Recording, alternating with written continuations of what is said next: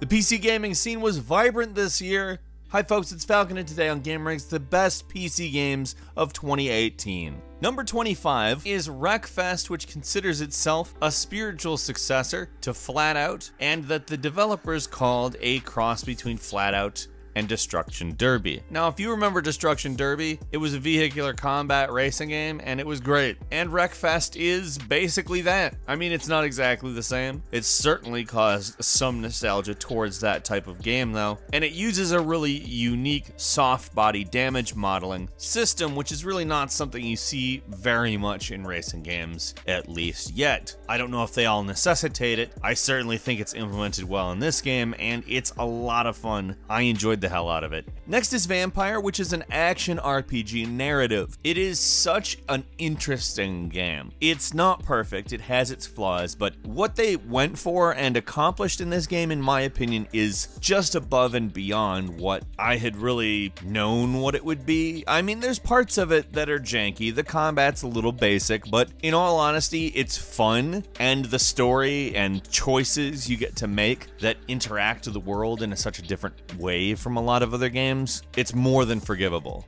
Number 23 is Yakuza 0, which is actually a prequel to the entire Yakuza series and took its sweet ass time getting over to the West. Even sweeter of its ass time did it take was getting to Windows, and that's specifically the version we're talking about here on this list. This is frankly a stunning looking game on any platform, but on Windows it looks good. I mean, it's Yakuza at this point. It's everything it should be. It's deep, it's dense, there's tons of mini games and arcade games, and it's so fun. Number 22 is Celeste. Celeste is a platformer that just really hits every mark you could ask for. It's gorgeous. It manages to take advantage of retro graphics in a way that it's kind of difficult to do now because a lot has been done with it. One of the ways it does this is by changing her hair color instead of having a HUD, and that to me is just such a creative idea. On top of it, the level design in this game is so wonderfully good.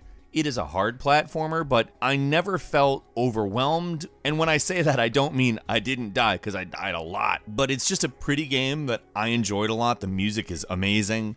Atmosphere amazing, graphics amazing, just an amazing game. Number 21 is Dragon Ball FighterZ. At the moment, there isn't a Dragon Ball Z game that looks as cool as this one, and plays as cool as this one for that matter. It's a fighting game that really just does so much more than you would expect, and it looks like a cartoon. Genuinely looks like a cartoon. It's basically what I imagined fighting games would look like when I was a kid, and that's pretty wild. But on top of that, it's actually really fun. A lot of your favorites are here, and it's not just that it looks like a cartoon, but it looks like a cartoon that does a bunch of things that aren't usually possible in a cartoon. It's just hard to argue with this game. It's beautiful, it's fun as hell, and it feels like it's been out forever. It feels like something that always has been, which is, in my opinion, something that really is a sign of a great game. Number 20 is Mutant Year Zero Road to Eden. Now, this is a game that takes tactical RPGs, stealth systems, and big, goofy anthropomorphic animals and combines it into a thing that I just absolutely love. Think 90s mascot XCOM, not platformer. This is a stylish game, it's got a great graphical style, and all of the humor that is littered throughout is just top notch. On top of that, it's got an engrossing story that I actually cared about. Well done, Mutant Year Zero. Thank you for existing. Number 19 is Ghost of a Tale, a game in which you play as a mouse by the name of Tilo. It is an action RPG, and when you look at this game, you think, oh, probably like, maybe not a AAA game, but AA?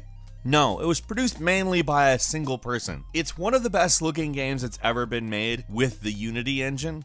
And frankly, as an adventure stealth game mostly developed by a single person that frankly looks comparable to most AA level games, this deserves so much more attention than it got. This is a great game. Buy it and support this. I mean, seriously, it's amazing. Number 18 is Into the Breach, a turn-based strategy game that takes a very retro look and yet feels like something you really haven't played before. Now, keeping in mind, it is very much along the lines of a tactical RPG. It just feels feels refreshing because it's such a different take on the genre. It's beautiful, the colors just evoke everything that it intends to, and frankly, it's one of the more smooth and tight entries into this genre I can remember off the top of my head. Number 17 is Hitman 2, which is refining the formula that Hitman kind of found again in the episodic reboot. When I found out they were working on a sequel, I was really excited because, frankly, the episodic game is just everything Hitman has ever sold itself as and more.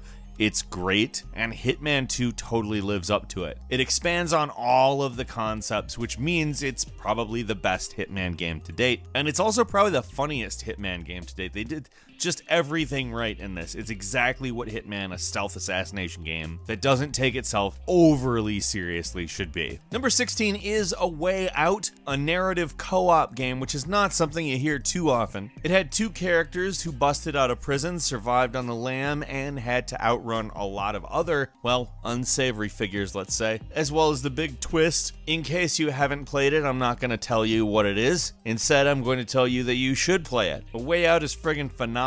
It is just a testament to what a narrative game can be, and I highly recommend it if you are even vaguely interested in the genre. Number 15 is Warhammer